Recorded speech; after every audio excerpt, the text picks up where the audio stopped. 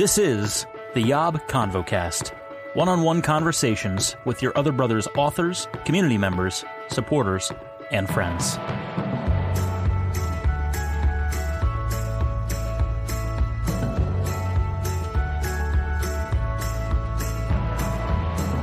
What's up, friends, and welcome back to the YOB ConvoCast, conversations with everybody I can find, everybody I can get my hands on. I love getting my hands on this person. Getting him to come onto the show, getting to hang out with him, getting to talk with him. It's been forever and a day. I'm really excited today. Let me introduce him first, and then I'll introduce what we're doing here today. It's our faithful and true YOB co-founder from the beginning, Matthew. What's up, Matthew? What up, everyone? What up? I like how you say that. It sounds so natural. Is that how you greet you. people in general? You say what up? Yeah. It's like I basically say, it's legit what I say. And it's kind of like chill, it's a non-threatening way of just kind of greeting somebody. And not only that, but it's like, hey, why don't we just have an environment to just relax? A non-threatening way to greet someone as an 8 with lots of threatening energy. Yes, exactly. You like to lull them into a sense of security. You know, it's interesting when you say what up, it feels so natural. And yet, as I introduce this show and I say what's up, that is so that I do not. It's almost like a jokey thing. It's a jokey greeting. It's not natural at all. I don't say what's up in real life, but for this show, I say what's up just to switch it up a little bit. Anyway, Matthew, I'm glad you're here, and I'm glad you agreed to be on this show because we are kicking off a new summer series. No, we're not talking about the Enneagram, although we did that. We did that last summer. We did that with Matthew, and we did that with a slew of my other brothers. You guys can go check the archives from 2022. We did this awesome Enneagram summer series. I wanted to do another summer series of ConvoCast guests this year, and I was trying to think what would be a good topic, or what would be a good jumping off point. As we record this, we're in the middle of June right now, which is widely recognized as Pride Month in America. I know there are different parts of the world, or even different states or cities that celebrate Pride at different times of the year. But by and large, June is Pride Month here in America. So you see all the companies changing their logos to rainbows and all the signs and postings that are happening on social media and everything that's happening right now in real time as we're recording. I wanted to do something in line with that, but focusing on sexuality in this Your Other Brothers community, and just kind of explore sexuality a little bit as kind of a nod to this Pride Month season that we're in here in June. And something that I landed on, which has been something that's been in the back of my mind for so long now. I mean, honestly, almost as long as the Enneagram series. That Enneagram series was in my mind for years. I just didn't know if we had the guests and the people to do it and pull it off. So we did. And my hope is that this year we have the next slate of people to pull this off as well, is exploring sexual identity in our community. Because we identify in so many different ways. And we actually had a Discord. We have this private Discord for our Patreon subscribers. And we had a Discord posting recently that talked about labels, and how everyone identifies and kind of what feels the most comfortable to them, or why they use this one or not use this one. And I just thought this would be a fascinating exploration to see all these people in our community, these beautiful, diverse people in our community who are all trying to follow Jesus the same way, but the expression of that and the manifestation, the identification of that is so diverse and so different according to our sexual orientations and our identities and how we express that. So I thought we would kick it off today with Matt. And I have so many follow-ups already in our texts that we've been having, Matt. So we need to just start from the beginning. How do you identify as a sexual creature? So for myself, with my, identity, I identify as a gay man. And with that, it's just kind of like the obvious thing. I'm attracted to guys, and I'm not attracted to girls or any other genders or anything like that. And that's where I'm the most comfortable. That's where I know myself in the identity issues. And it's just, for myself, it's just plain and simple. I like guys, so therefore I'm gay. And it's just as simple as that. So it's oh, but Matthew, it is not as simple as that. Really? Let's start cracking open the layers a little bit, because this is actually good timing. I'm glad you're our first guest for this series, because you wrote a blog post recently, a couple weeks ago as of this recording, and I will absolutely link it in the notes description of this episode. But you talked about liking a girl and not only just liking a girl, but telling it to her face that you liked this girl, and the story. And we are, by the way, we are still waiting for like the conclusion of that, or the continuation of that. So no pressure whatsoever, but kind of. No pressure whatsoever. So can you? Yeah, I would love to. I would love to explore that with you. Then you just said you're attracted to men and not to women, and yet you liked this girl. So what's going on? Yeah. So when that happens, I was going through a lot of stuff, and if you read previous blog series, I was going through a lot of stuff of financially. I didn't really have a job. Not only that, but I was having problems with my then best friend, and how our relationship was kind of taking off, and him having a girlfriend and kind of leaving me behind so he could venture off into that relationship. But at the same time, for myself, I was having this like kind of like interesting, confusing feelings about this girl, which I say in the blog, Annie. And I would say it was definitely a crush. But that was the first time I ever actually like had feelings for another woman. And that right there was very confusing, because for majority of my life, I was attracted to guys, and that's definitely shifted the way I view myself. And well, I wouldn't say it shifted. It challenged. A viewpoint of how I looked at stuff. But after that incident, hasn't happened again. I see. So she's the only girl that you've had those feelings for? Yes. Really? Was it physical, sexual at all, or was it just like emotional? Like, what was kind of the flavor of attraction? It was, I would say it was a bit physical, like maybe sexual, like probably, I would say 5% sexual.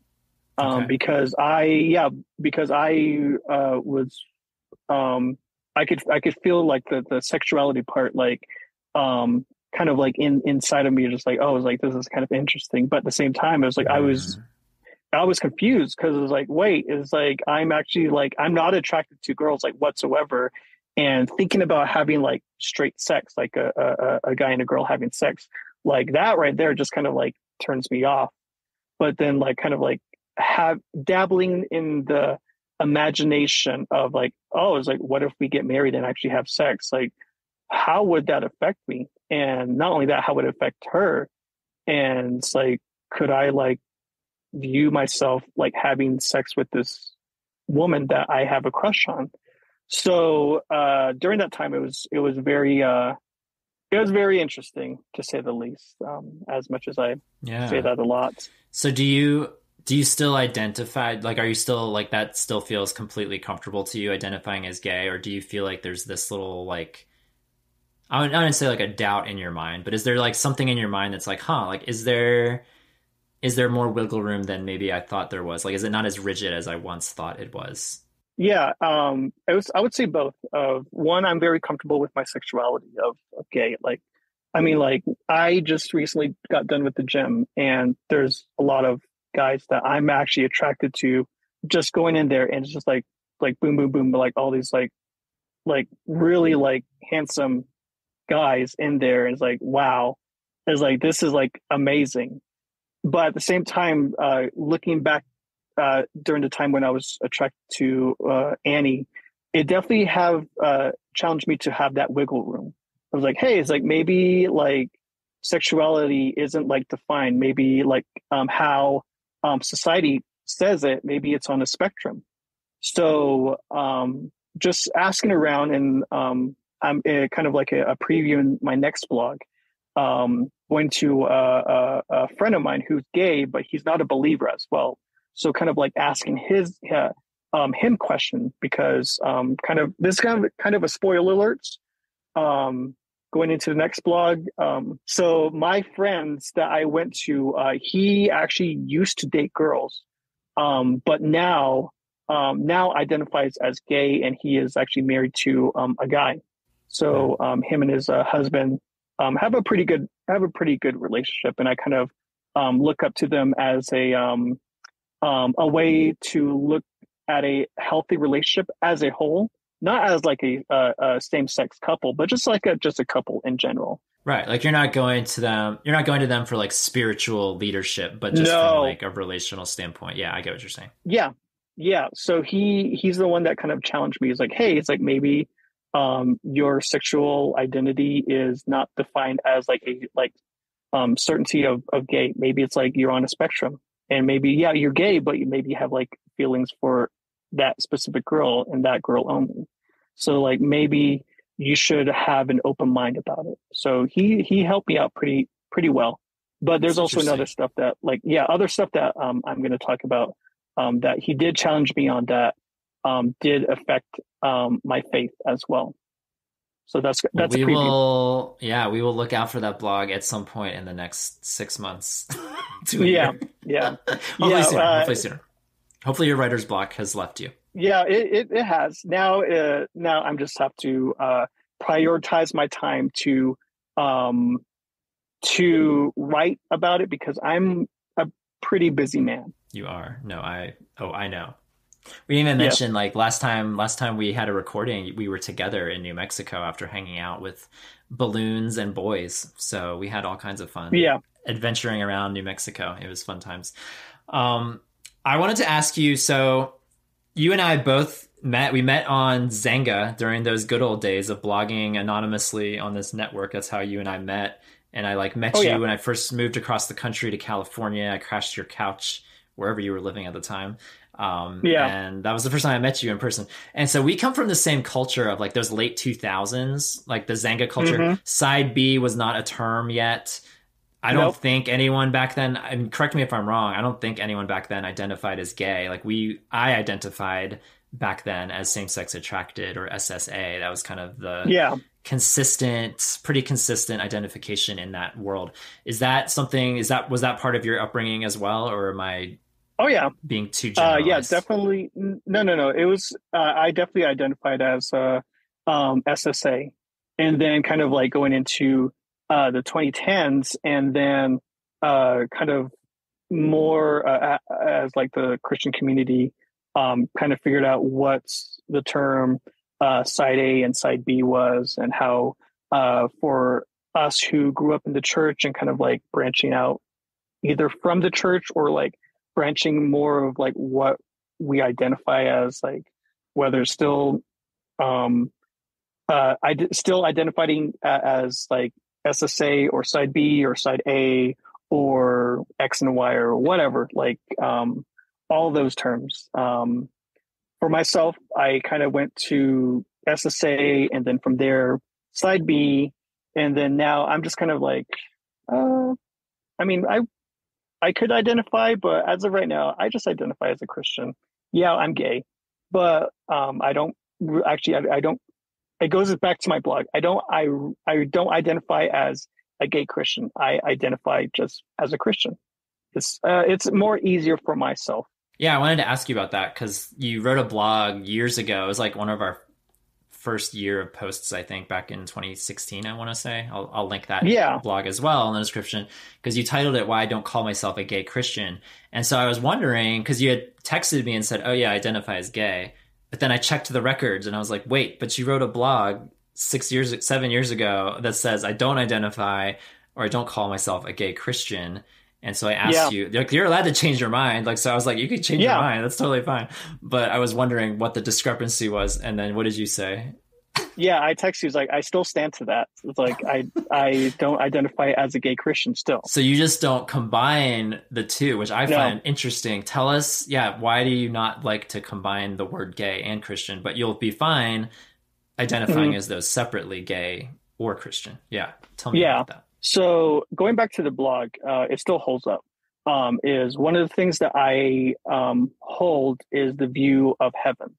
Whenever we enter heaven, or whether it's like the last days or whatever, like in heaven, I have a view of like everybody who passed and who struggles with whatever ailments or whatever things that they do. In heaven, they won't be identified by their struggle or their sexuality or anything like that. Everybody is basically a huge family. And for myself, I view that as like the ending. So if I think of like heaven in that way, then why should I identify as a gay Christian? I'm a Christian. I'm Matt. So I'm friendly to others. I'm harsh, struggle with being harsh with other people, but I am a lover of Jesus, and I follow Jesus to the end of my life.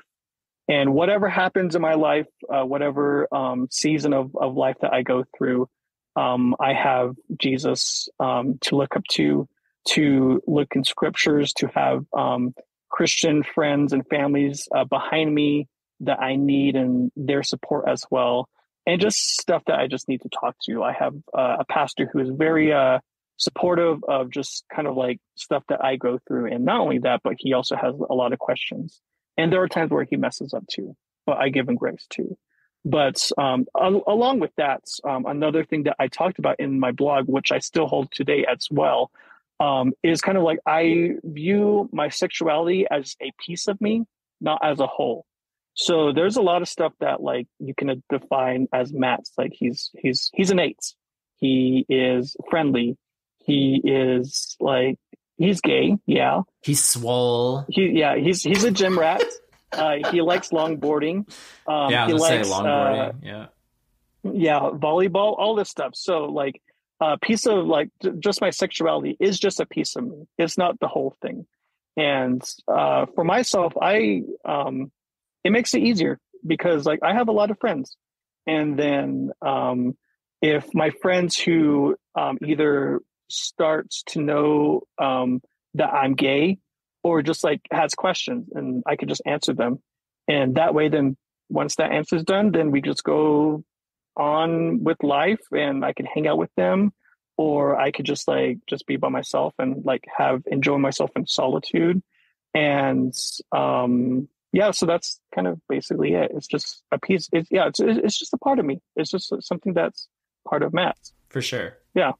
And something I wanted to say, I'll get better at introducing this series after we do like 5 or 6 of these episodes, or however many I wind up doing with people in our community. But something I want to say, at the top of all of these episodes, and I'm saying it now, is like, there's no judgment. Like, I'm not going to be sitting in my chair, like with my arms crossed and being like, I don't think you should identify that way. Like, let me tell you a better way to identify. Like, I'm here to just like listen and learn and recognize that we've all come to these different like ways of parsing through all this and reconciling sexuality and faith. And because I guarantee like I'll probably talk to somebody else in this series who would identify as a gay Christian, and they'll give an eloquent answer, I'm sure, and feel completely genuine in identifying that way. But listening to you right now, like that makes sense to you. Like you don't want to conjoin these different parts of you and smush them together essentially with being a Christian. Like I like how you separated those, and your ultimate identity as a Christian and having that is what's going to be sticking into eternity. Like I love that perspective of how you identify. Yeah, not only that, but just me identifying as a Christian instead of a gay Christian. I found it more, there's more inclusion to be a part of the church community. And I mean, like I have friends who were, or who say that they were gay, or there are some who say that they were, or they are gay. And then there's some who are straight, but then like have like a past of drug abuse or like whatever. Mm-hmm. And it's like, and then like whatever we talk about, and whether it's scripture or trying to apply it into our lives, then we can bring out our past or what we identify as. And it's like, hey, it's like, I can say this and encourage you because this is from my perspective. And maybe that you're not seeing it in like this light because you're so focused with like what you see. Maybe this like will help you out in the long run. So with how I view stuff, like just identifying as a Christian, I see it as more of a inclusion than exclusion. Mm. And I'm sure this will come up. It's inevitable. The more people I talk to in this series, like if people are comfortable identifying as a gay Christian, or even just identifying as gay in general, like there are still people who are very confused about what that word means. And there's no, like, this is my hope for this series is that everyone's eyes are open a little bit to a label that you don't agree with, or you're not completely sure about, or whatever. And my hope is that we all kind of see that every label is going to have its limitations. Like person A is going to interpret gay to mean this, person B is going to interpret your identification as gay to mean that. And if you use gay Christian and combine those words together, you're going to bring up all kinds of other conversations about what does that even mean, or what does he believe, or how is he living, or what, or, you know, whatever. And so there's no perfect word that sums it all up, or at least I'll just speak for myself. Like I haven't yet found the perfect word that sums it all up, but it's like starts a conversation. It starts like the inclusion process of getting people to learn your story and learn a little bit more than just what one or two words can say. Mm-hmm. Oh yeah, definitely. And like for those who do identify as a gay Christian, like for myself, like I mean, I'm not going to judge you. That's who you identify with, and that's you. That's on you. So all I can do is like just be the best person I could be, and be the encouraging person that I can be, so I can like uplift you in life and edify whatever needs to be edified in your life. And that's basically what my job is. And I mean, like, hey, you do you, I'm going to do me. And like, if you do judge me, then I'm just going to say, screw you. So spoken like a true eight Christian would say. I want to close out all of these episodes, Matt, by asking my guests what the greatest struggle in your sexual identity is and what your greatest joy in your sexual identity is. So let's start in the deep end. Let's go to struggles. Let's go to struggle land. What's the most difficult part about identifying as gay? Yeah. So I think the greatest struggle for my identity, just being gay in general, is like we can have a generalization of like, oh, like I'm attracted to this person, and it's like, oh yeah, like I can like kind of see that, but in actuality it's like not you really can't, because like there's also a lot of like homophobia that you had to deal with growing up, and whether it was within your family or within like internalized homophobia as well, like we had to struggle like a lot, especially for us who grew up in the church as well. So, there's, and not only that, but like within today's society, like there's still homophobia that we still have to deal with, like whether on a daily basis or just like every now and then, it's still there. And I think that's kind of like the struggle that I kind of like have too. And not a lot of friends like actually do get it. I mean, there are a few that like it clicks. It's like, oh, okay, then like I understand. And then others who will just argue till they're blue in the face, trying to be right. And all you can do is just kind of like let it go. And it's like, okay, it's like, well, are you talking about like people like Christians who think you can change or decide differently, or is whether either you can change, or just like straight up, since you're gay, you can't be a Christian. So there's also those types of people as well. So, and, so that's kind of a struggle that I deal with, not on a daily basis, but every now and then. Before, like in the 2000s and early 2010s, that was like a daily basis. But now I'm comfortable with who I am. I am confident in what I'm going to say and how I'm going to say it as well. So that way another person can understand where I'm coming from. Yeah, that's great. You briefly mentioned internalized homophobia. Is that something that you feel like you've overcome, or is that still a factor? I think that's still a factor. I think there's probably an extent of internalized homophobia that almost everybody will deal with, whether like they've been out for like 5 years or 10 years or maybe like 30 years. I think majority of the gay community or just LGBTQ plus in general, just like some internalized homophobia or whatever that they still have to deal with. And I probably will like deal with it till the day I die. And that's okay. You're still learning. You're still learning how to better yourself and how to not how to get the toxicity out of your life as well. So you're still human in the end. Matt, I want to ask you then, what's your greatest joy in identifying as gay or having this identity? What is God doing in your life? Tell the people. Yeah, so I would say this is probably narcissistic of me. Go for it. But it feels like I like having a different perspective of straight people. There's a lot of stuff that I do see within the like quote unquote straight community that's like that they do lack, and I have a different perspective of like going about it in life. And I mean, I do have a lot of straight friends, and they do stupid stuff, just trying to either get the girl or get the guy, and they don't think twice. And for myself, it's like, okay, it's like maybe like look about it like this way. And it feels like for the narcissistic part of me, it feels like I'm better than them. So yeah, you can take it as you're not wrong. Whatever. Yeah. You're not wrong in the sense that I think our community and we'll see if this is consistent across the interviews that I have with my guests, but like we possess an empathy and an intuition that I think you're right. I think a lot of straight people, but particularly straight men, lack or aren't as fine-tuned as what our experiences have kind of helped shape us to be. Yeah. Which is more in tune with our emotions and more in tune with how people receive us or how we fit in socially. Like, these are all things we had to like learn on a visceral level growing up. And so I think I like how you put that. Like you like having that little chip, little extra perspective that other people in your life maybe don't have as easily. Yeah. And not only that, but it feels like you're pretty unique as it is. And then add the layer of sexual identity, and it's like, okay, you're probably even more better than that. And sounds like a lot of fours are rubbing off on you, Matt. You love the specialness. Unfortunately, I have 3 4s in my life, and I hate it right now.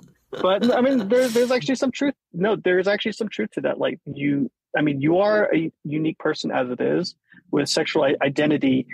You have like another level of probably being even better person than your straight counterpart. And you should probably at least like take some joy in that. So be okay with being different. It's a great one. It's a great one to end on, Matt. Thank you. You're welcome. This was lovely. You know, I think I could talk for hours with you, Matt, because you have lots to say, and we have known each other for over 10 years now. And so I appreciate just this little glimpse, a little glimmer, as the sun is setting behind you. It's like a fitting metaphor. Yes. A little glimmer of Matt in the identification that you have. So to tie a bow on it, identifying as gay and Christian, but not gay Christian. Does that sum it up well? Formerly SSA, now gay. Yeah. And narcissistically is better than everyone else because of it. Yeah. Yeah. I mean, that's... Did I sum it up well? No, yeah, you summed it up pretty well. Like, I'm not going to lie about it. Like, there is some narcissistic tendency that I do have, and I'm just being honest. Because if you were not gay, you would just be some standard skater boy. For real. Like, join the crowd, you know? There's so many of us.